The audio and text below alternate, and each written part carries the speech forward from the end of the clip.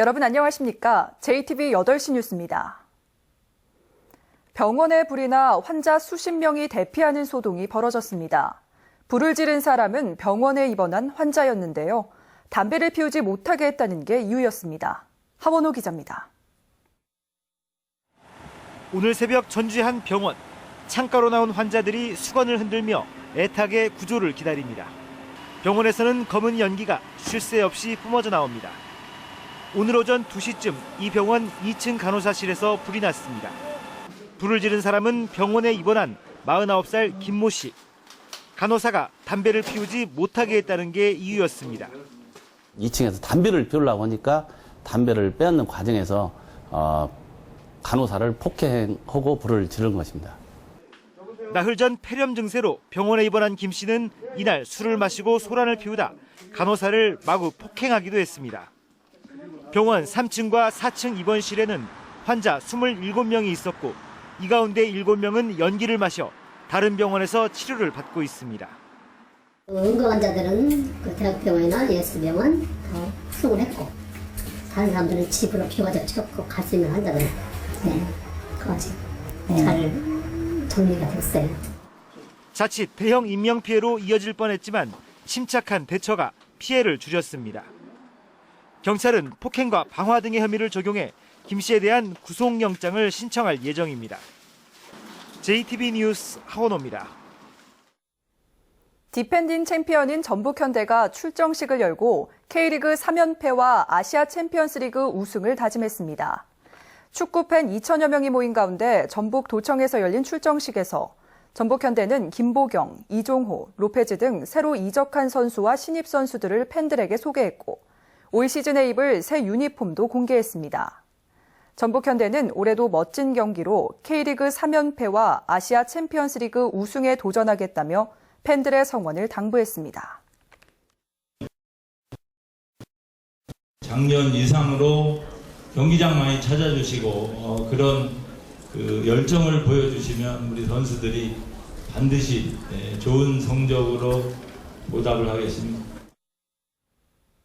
중앙선거관리위원회가 선거구 획정 이전에 실시하는 경선을 당내 경선으로 볼 수 없고 획정 이전에 안심번호를 줄 수 없다고 밝혀 예비 후보자들의 혼란이 커질 것으로 보입니다. 선관위가 선거구 획정 이전의 경선을 당내 경선으로 판단하지 않으면 탈락한 후보의 무소속 출마가 가능하고 안심번호를 제공하지 않을 경우 공천 일정이 미뤄질 수밖에 없습니다. 현재 72명인 전북의 예비 후보자들은 자체적으로 당내 경선을 준비하고 있지만 선거구 획정이 지연되면 이달 말에 치러질 경선이 늦어지기 때문에 예비 후보자와 선거 캠프 종사자의 혼선이 커질 것으로 예상됩니다. 전북 도민의 절반은 1년에 책을 한 권도 읽지 않는 것으로 나타났습니다. 도서관이 늘어나 책을 읽을 수 있는 환경은 좋아졌지만 독서에 투자하는 시간과 노력은 갈수록 줄고 있습니다. 조창현 기자입니다. 지난해 4월 전주시 호성동에 문을 연 시립도서관입니다. 3만여 권의 책과 함께 열람실과 자료실 등을 갖춰 지역 주민들의 문화 공간으로 자리 잡았습니다. 전북에 있는 공공도서관은 59개로 5년 전에 비해 20%가 늘었습니다. 이렇게 책을 빌리거나 읽을 수 있는 환경은 좋아졌지만 정작 도민들의 독서량은 줄고 있습니다. 지난해 전북 도민 가운데 1년에 일반 도서를 한 권 이상 읽은 사람은 50.3%에 그쳤습니다. 2년 전보다 무려 30% 이상 줄었습니다. 도민의 절반가량은 1년간 단 한 권의 책도 읽지 않았다는 것을 알 수 있습니다. 한 해 독서량은 5.8권으로 전국 평균보다 3권 이상 적어 17개 시도 가운데 최하위권을 보였습니다. 평일 독서 시간은 12분, 독서 프로그램 참여율은 1.7%에 그쳤습니다. 스마트폰, 컴퓨터, 텔레비전 이런 미디어 매체의 시간을 너무 많이 쓰게 되고요. 그리고 요즘 대학생들이나 젊은 사람들은 취업 준비라든지 아니면은 어학 공부 이런 데 시간을 많이 쓰다 보니까 독서는 어린 시절 가정에서 독서 교육을 통해 습관을 갖는 게 매우 중요합니다. 아이가 유아 시기부터 책 읽어주기를 적극적으로 행해 줄 필요가 있고 집안에서도 책을 잘 읽을 수 있는 그런 독서 환경을 잘 마련해 주는 것, 이것이 필요합니다. 또 학교에서 아침에 독서 시간을 만들거나 사회적으로 한 도시 한 책 읽기 운동 등 실천 가능한 다양한 독서 프로그램을 개발하는 게 필요하다고 전문가들은 조언합니다. JTB 뉴스 조창현입니다. 저소득층의 문화생활을 지원하기 위한 문화누리카드를 내일부터 지급합니다. 문화누리카드는 만 6세 이상 기초생활수급자와 차상위 계층에게 발급하는 문화이용권으로 개인 1명에게 5만 원권을 지급합니다. 대상자는 읍면동 주민센터나 문화누리카드 홈페이지에서 발급받은 뒤 각종 공연장과 전시관, 영화관 등에서 사용하면 됩니다. 전북교육청이 올해 유치원비 인상률을 1%로 제시하고 이를 초과하는 유치원에 대해서는 행정적, 재정적 제재를 하기로 했습니다. 전북교육청은 납입금 안정화 정책을 위반하는 유치원에 대해서는 지원금 회수와 원화 모집 정지, 그리고 학급 감축 같은 제재가 가능하다며 대신 원비를 동결하는 유치원에게 동결 지원금을 주겠다고 밝혔습니다. 지난해 전북 지역 사립유치원비 인상률 상한선은 2.4%였고 전체 유치원의 83%가 유치원비를 동결하고 지원금을 받았습니다.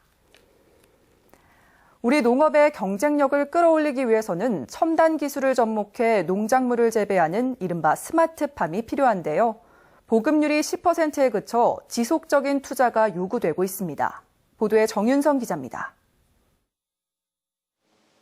컴퓨터를 통해 유리 온실에 낮과 밤의 온도, 습도 수치를 입력합니다. 지열을 활용해 따뜻한 물과 바람이 파프리카 온실의 온도를 조절해줍니다. 수분도 자동 제어를 통해 공급됩니다. 지난해 잦은 비와 습기 때문에 곶감 등이 피해를 봤지만 이 유리 온실은 피해가 없었습니다. 파프리카 생산량은 1년 전보다 15%가 늘었습니다. 수경 재배로 해가지고 물을 이제 공급받는 역할을 하고 있습니다. 그래서 저희가 작년에 11월 달에 그 다스파 그 장마 피해가 많았는데 저희는 그런 피해는 없었죠, 올해. 농림부는 내년까지 스마트팜을 4,000헥타르까지 확대해 농업 생산 기반을 첨단화한다는 계획입니다.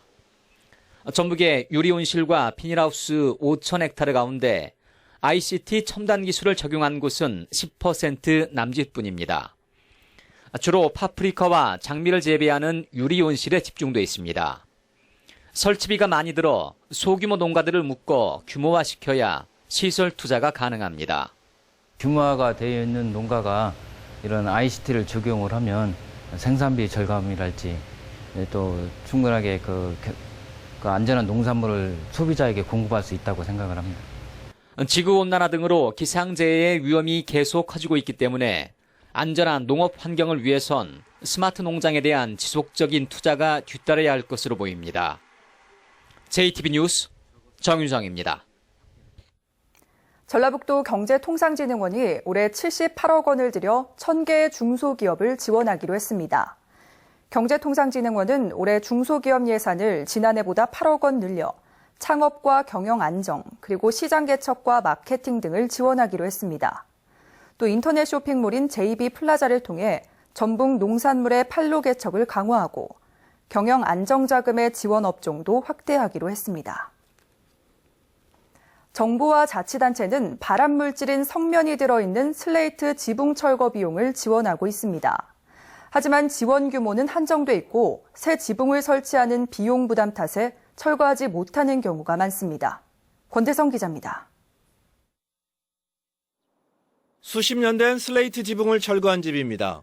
전문 업체에 맡겨야 하는 철거 비용 탓에 엄두를 내지 못하다가 정부와 자치단체의 지원을 받아 새 지붕으로 교체했습니다. 지가 앉아도 좋고요. 성면 관계로 해서 없어져서 참 좋습니다. 하지만 철거를 하려다가 중도에 그만두는 경우가 적지 않습니다. 지난해에만 전주에서 철거 신청 가구의 20%가량이 철거를 포기했습니다. 철거비로 한 집당 최대 336만 원을 지원하지만 새 지붕을 얻는 비용은 집주인이 내야 하기 때문입니다. 대부분 저소득층으로 비용 부담이 만만치 않습니다. 실제로는 지원은 슬레이트, 지원 철거비만 지원이 되기 때문에 그 기타 비용 자부담의 능력이 부담이 돼서 중도에 사업 포기하는 부분도. 전주시는 저소득층의 경우 LH와 손을 잡고 철거비는 물론 새 지붕도 무상 설치해주는 방안을 추진하고 있습니다. 전주에서 지난 3년간 비용을 지원받아 슬레이트 지붕을 철거한 집은 370채, 철거 대상인 6,300채의 6%가량에 그치고 있습니다. JTB 뉴스 권대성입니다. 전주시가 승객 만족도를 평가해 시내버스 회사에 주는 보조금을 차등 지급합니다. 전주시는 올해부터 시내버스의 안전과 경영 그리고 서비스를 평가하고 승객 만족도 점수에 따라 5개 회사에 주는 보조금 규모의 차등을 두기로 했습니다. 전주시는 객관적인 평가를 위해 공개 모집을 거쳐 17세 이상 시민 150명을 평가단으로 위촉했습니다. 전주시가 올해 노인 일자리를 500개 이상 늘려 제공합니다. 전주시는 올해 118억 원을 들여 지난해보다 529명 늘어난 8,045명의 노인에게 일자리를 제공하기로 했습니다. 전주시는 이달 중순부터 주민센터와 민간단체를 통해 참여 신청을 받습니다. 세계지방정부연합 아태지부 총회가 오는 9월 새만금 컨벤션센터에서 열립니다. 군산시는 총회 기간에 군산 문화예술의 밤 행사를 열고 한국어와 중국어, 영어로 안내가 가능한 홍보부스를 운영해 새만금과 군산을 알리기로 했습니다. 세계지방정부연합 아태지부 총회는 36개 나라의 140개 지방정부가 참석해 지방자치와 관련된 다양한 정보를 공유하게 됩니다. 오늘 오전 8시 40분쯤 전주시 반월동에 있는 학원 건물에서 불이 났습니다. 이 불로 29살 최 모 씨가 손과 발에 화상을 입고 의류 등이 불에 타 소방서 추산 570만 원의 재산 피해가 났습니다. 오후 2시쯤에는 김제시 신풍동의 주택 화재로 냉장고 등 가재도구 등이 불에 타 소방서 추산 1,500여만 원의 재산 피해가 났습니다. 경찰과 소방당국은 정확한 화재 원인을 조사하고 있습니다. 오늘 오전 8시 40분쯤 전주시 반월동에 있는 학원 건물에서 불이 났습니다. 오늘 오전 7시 40분쯤 진안군 배군면의 한 하천에서 23살 이모 씨가 숨진 채 발견됐습니다. 지적장애가 있는 이 씨는 인근 요양시설에서 생활해왔으며 어제 오후 경찰에 실종 신고가 들어온 상태였습니다. 경찰은 정확한 사망 경위를 조사하고 있습니다.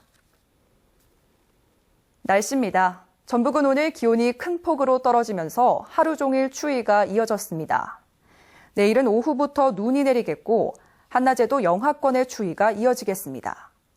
군산과 김제 등 서해안 지역은 구름 많다가 오후부터 눈이 내리겠습니다. 아침 최저 기온은 영하 8도에서 영하 7도, 낮 기온도 영하 1도로 춥겠습니다. 바다의 물결은 2에서 4m로 높게 일겠습니다. 전주와 남원 등 내륙 지역도 오후부터 눈이 내리겠습니다. 아침 최저 기온은 영하 9도에서 영하 6도, 낮 기온도 영하 1, 2도 안팎에 머물러 춥겠습니다. 눈은 모레 오전까지 이어지겠고 수요일부터는 낮 기온이 오르면서 추위가 풀릴 것으로 예상됩니다. 이상으로 JTB 8시 뉴스를 마칩니다. 고맙습니다.